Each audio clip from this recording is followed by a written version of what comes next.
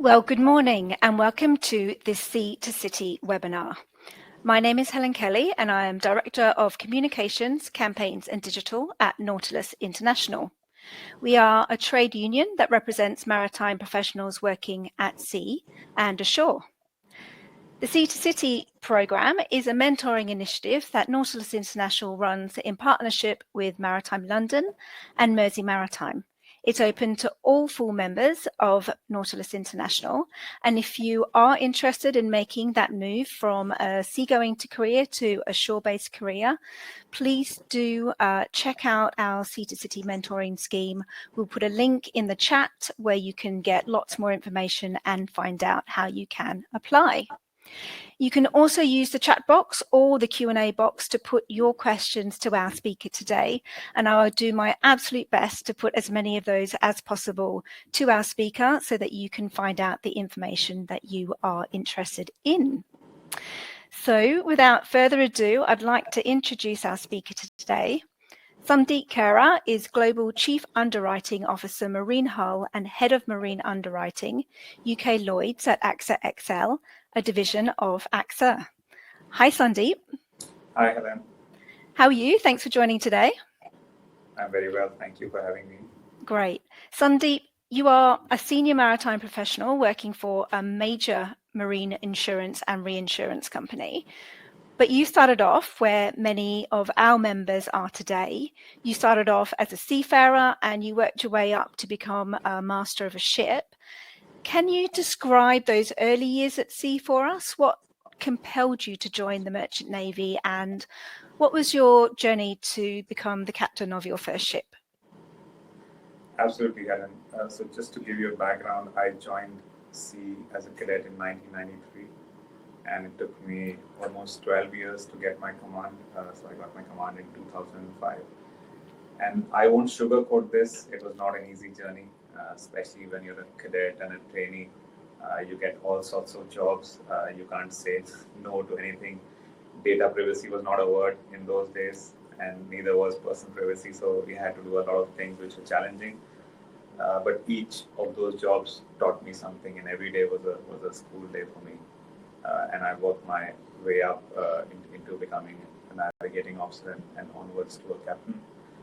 I learned the power nap word the first time as a cadet because every second and every minute we would get away from work was very valuable. And so getting that rest was very crucial to make sure you get that sanity right when you're working on board because it is a crucial job which we are tasked on.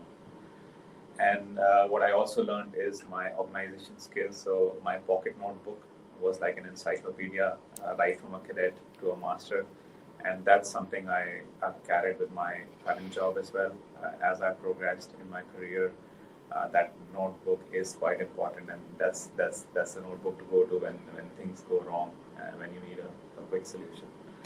So that's really interesting. You said two things there. You said that your kind of personal health and well-being is really important. From very early stages as a cadet, you must, try and make sure that you get your rest time and maybe your shore leave as well where possible. But also that notebook, your continuous learning that you've got in your back pocket was something that you really relied on, which I think probably resonates quite strongly with a lot of people on the webinar today. But for some seafarers, they're currently struggling to perhaps get that rest time when they're on ship. Do you have any tips on, how you would go about making sure that you were well rested for your job on board?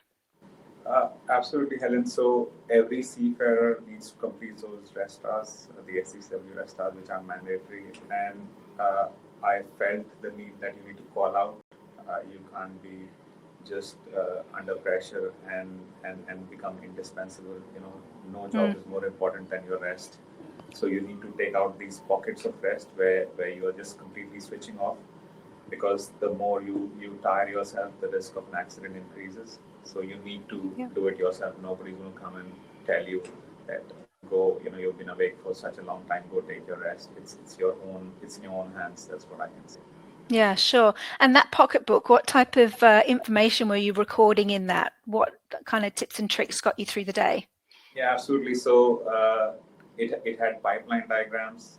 It had, emergency response steps. What are you supposed to do? Because when things go south, a lot of senior members just forget what you need to do. And as a trainee and as a cadet, you need to know the crisis management responses, pipeline diagrams, all sorts of things. It had all sorts of things which will not need you to run back to the accommodation. You can stay where you are and try and find what is the best solution for a small problem.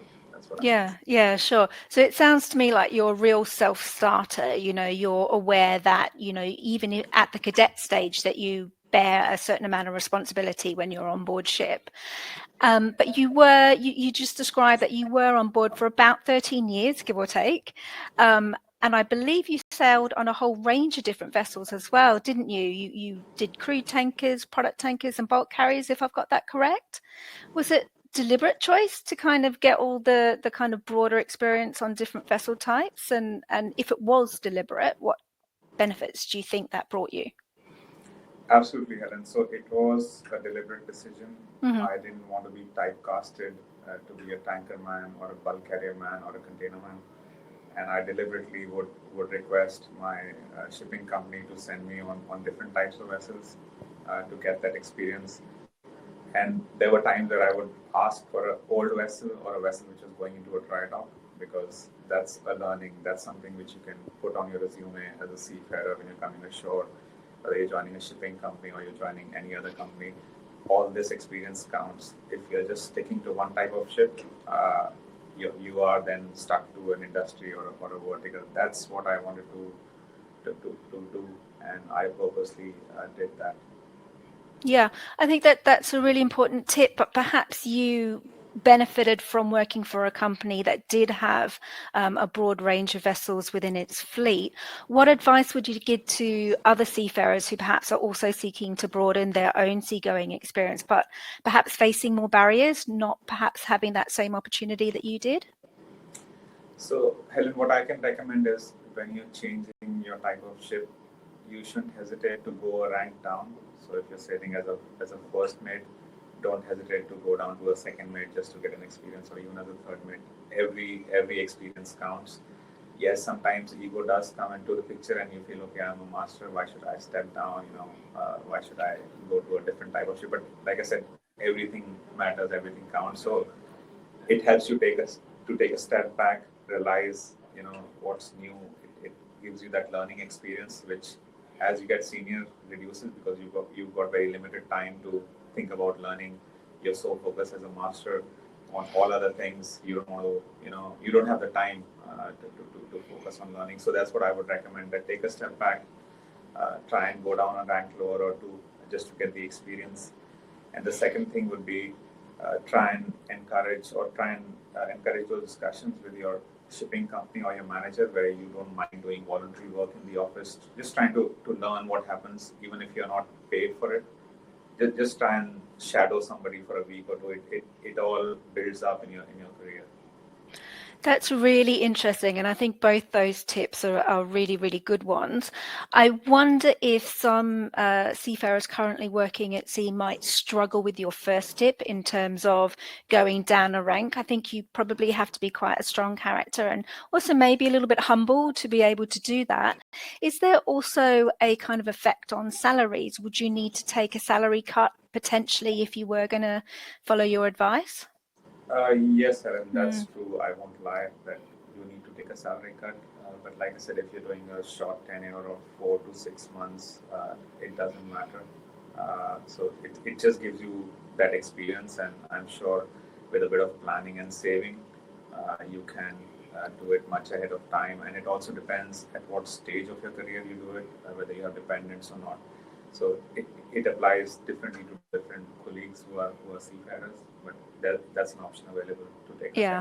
Yeah, no, I appreciate that, absolutely. And I guess, again, with approaching your company to do some work experience in the office, you may also, as you said, need to do that voluntarily, also take a bit of a haircut around that. How open, in your experience, are companies or management companies to taking seafarers into the office to give them that experience? It's not easy. Cold calling doesn't help. But like I said, the more experience or the more skills, especially your transferable skills, which are very important, the more you can show your company or any other company within the ecosystem. You don't necessarily need to go to a shipping company, but as long as within the maritime ecosystem you have other companies who are looking for similar transferable skill sets, that's why you need to focus on, rather than having a generic resume and blasting multiple emails. Just focus on what you want to do. Yes, yeah. Well, I mean, that's absolutely what our Sea to City mentoring scheme is looking to do, and to assist members in getting that type of shore-based experience where they can use their transferable skills. So as you know, Sundeep, the Sea to City program is all about creating that space for Nautilus members to explore a possible move ashore. Can you describe for us your own journey into joining AXA? What compelled you to first move ashore, and what support did you have along the way? Absolutely. So, like majority of the seafarers who come ashore, my reason to come ashore was for family reasons. My daughter turned 1, and my wife said, "You need to get a shore job. You're not going back to sea." So that was the driving force. But then in terms of support, the biggest is your family support, because you're going in for a massive change. Like you said, sometimes you're taking a haircut. Being a sailing master to a shore job is not a parallel move. Sometimes you need to take a haircut. And then it's also getting out of your comfort zone, trying out something new. So for my case, sailed on bulk carriers, tankers, and a few other types of ships, but I had never sailed on a container. So the first job I got ashore in Hong Kong was a container storage planner and an operations manager. Again, no experience, but I said, it's okay, I'll learn. So that attitude is very important, that, nothing is impossible. You should try and learn new skills. And that's what helped me. So first job I got ashore was in Hong Kong in 2007, started from scratch. Moved to Singapore on a promotion in 2008 with the same company. In 2012, I thought I needed to learn something new in addition to my shipping skill sets, and I decided to pursue an MBA from Chicago School of Business, upgraded my skills, and in the midst of doing my MBA, AXA headhunted me to join them as a risk consultant or a loss prevention engineer. Again, I came down on my rank just to try out something new and join them. So it's 10 years on, joined as a loss prevention engineer, and today I'm the global head of underwriting for our hull portfolio and head of marine for Lloyd's. Yeah, I mean, it's an amazing story, and it's quite an amazing trajectory as well, isn't it? Within 10 years to have kind of made that type of leap. I was interested that you said that you were headhunted while you were still studying for your MBA. What role do you think that training and education has had in your trajectory? I mean, it sounds like it's been an absolute godsend for you, and has managed to get you to where you are today. Would you agree?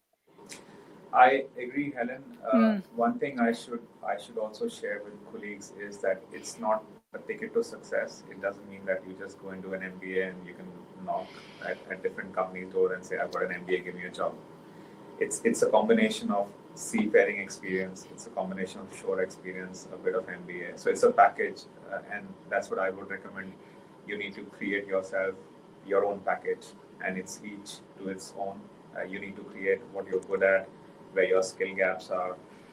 I think another important skill set to move ashore is Excel skills, PowerPoint skills, presentation skills. So if you build on these during that journey, every bit helps.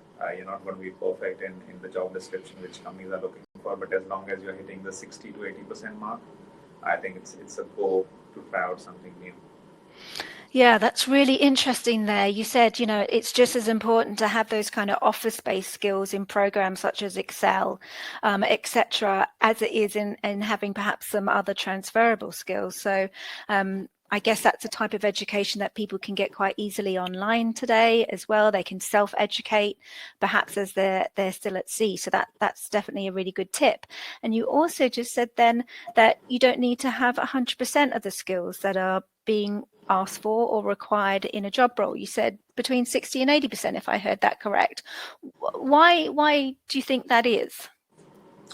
So I realized that sometimes we do receive applications where applicants copy paste the job description. So you just Okay. take the 10 items required and copy paste. But then when you start discussing during the interview, you realize there are some knowledge gaps. And that's where I think it's not the right thing to do. You should be very transparent on the skills which are not your strengths, and let the company build them.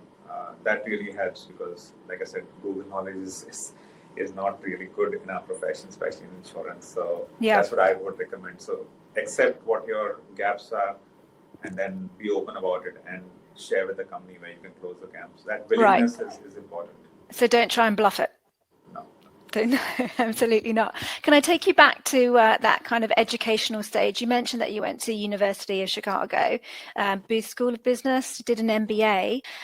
I know a lot of our members are going to be thinking, further education, it's really expensive. I'm not sure that I can afford it. Were you able to access any financial support for your MBA course? And what advice can you give to our own members in kind of seeking bursaries or seeking, investment in their further education? Absolutely. And so, yes, I was able to access financial support, and support can be in two ways. It can be either direct, where you get a part funding of your tuition fees, and it can be indirect. Indirect can be in terms of tax rebates for your study loan repayments. And there are a lot of countries where you have skills upgrading study loans where the rate of interest are quite low. And I was quite lucky to be based in Singapore, where the government had these sort of incentives, irrespective of whether you're a seafarer or not. It was open to everybody. And I did a bit of research there to tap on these financial support which was available. Took a study loan at a lower interest, paid it off, got some tax incentives for upgrading. So I would encourage members to look at your own countries where you're based, look at the Maritime foundations where they have these sort of incentives available for seafarers. And that's a good place to start. But yeah, you need to plan like I said, your financial planning has to be really good in this transition. Yeah, absolutely. I mean, I do know that the UK does have some incentives available to seafarers who are looking to retrain, maybe not even necessarily to come ashore, but those who want to kind of go up the ranks. And I would encourage anybody on this webinar to pursue that type of information. Or, of course, you can talk to Nautilus. We are very happy to assist members with finding information about bursaries as well. So thank you very much for giving us that tip, Sundeep. Just to pause there, if anybody's got any questions for Sundeep, please do put those in the chat room or in the Q&A. More than happy to put those to Sundeep this morning, so do get your questions in. But in the meantime, Sundeep, perhaps I can ask you about your job now. AXA XL, a global insurance and reinsurance company. Can you describe a typical day? Is there such a thing? There's no typical day, but every day is exciting. Every day is a learning day for us. Normally, I do have internal interactions with the team every day. That's the underwriting team which I had. We've got a claims team where we discuss weekly claims calls. We understand what's happening in terms of casualties, what can be prevented, what can be mitigated from our experience as seafarers or even as engineers who work in our team. There's interaction with finance. We have innovation teams, and we are doing a lot of innovation stuff in the marine insurance space, which you read in the press. We have external interactions. That's mainly with brokers and clients, mainly shipping companies who visit us, ports and terminals which visit us, traders. That's the external focus. And then we have the daily technical underwriting. So within my team, you have levels of underwriting authority and premium sign-offs, limits. And we do have peer reviews where we do have a sort of a consulting where you consult your senior and get feedback get sign off or approval. So that's just giving you an overall day. Yeah. Very broad. I mean, obviously, it's a global insurance company, so you would expect to have, many divisions doing many different lines of business. Are seafaring skills particularly in demand? And if they are, what sorts of skills? Is there a particular skills gaps that our members might be able to fulfill? Absolutely. So seafarers are in demand. In fact, as AXA XL, we posted a job on LinkedIn last month, trying to recruit a senior marine risk consultant. So if you're one of those and you fit the job description, like I said, even if it's 60%, do have a look and apply via LinkedIn. We are more than happy to review your resume. The hot skills which are required for seafarers to move ashore as of now are mainly renewable energy. In this world of energy transition, if you've got experience on wind farms, offshore, that's a skill set highly in demand. A skill set which is also in demand is energy transition. Shipping is trying to decarbonize. So if you're a marine engineer who's got experience on dual fuel ships, you handle different types of fuels, different types of engines. Again, a skill set in demand. Another hot one is shipbuilding. Recently, there's a lot of uptake in the shipbuilding activity. So if you're a mariner who's got shipbuilding experience, naval architect, marine engineer, again in demand. And my all-time favorite is incident response and casualty management. That's a skill which is required every time by insurance companies, P&I clubs. So that's something we learn in shipping, right? Crisis management is our skill, and that's how we should promote it. So these are very, very high-level required skills in the market as of now. Yeah, sounds like there's plenty of opportunities, to be honest. So thank you very much for that. I can see that there are some questions coming into the chat, but just before we hand over to our audience, bear with me, I've got one more question to ask you. Humour me for a minute, Sundeep. So pretend that I am a seafarer and I've got 15 years experience. I've decided to come ashore and I've invested in an MBA, but I'm struggling to get that really important first interview for my shore-based job. What advice would you give to me in getting past the CV stage and into the interview stage? So there are, I think, 3 important tips which I can share. One, like I said, is your resume. Do not send a blast out to multiple companies. Look at the job description. Be very clear on the transferable skills, and you need to highlight those within the requirements. And then, like I said, even if the remaining 40 or 20% doesn't fit, it's fine. You have to have that culture to learn and be transparent about it. So look at the job description. Get your resume aligned to whatever you can. Second thing is networking is very important. So you can't cold call people and apply for a job. I would highly recommend members to attend shipping networking events. You need to put a name to an email ID and a face. So that's very important. Networking those events, and then that's again a way of getting your foot in the door, especially when jobs are being looked at. And don't underestimate the power of LinkedIn. It's a very powerful tool, so you can actually trace people back from their school, back from their training, their experience. So see that and try and see whose profile fits you best, and then try and approach them. That's the high level sharing which I can do. No, I think they're all really good tips, and thank you very much. I agree with you, the power of LinkedIn. I have certainly been in communication with many of our members on that platform and been able to link them up with other people who can be useful to them in their shore-based transition. So yeah, I would absolutely back that up as well. So thank you.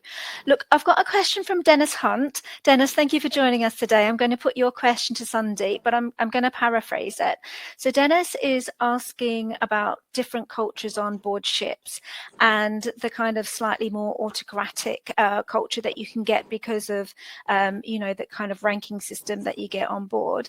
He's asking whether you've experienced a similar situation and how you've coped with it. And he's kind of said it's less reactive in the corporate world. Is this something you experienced, and how best did you deal with it in order to adapt?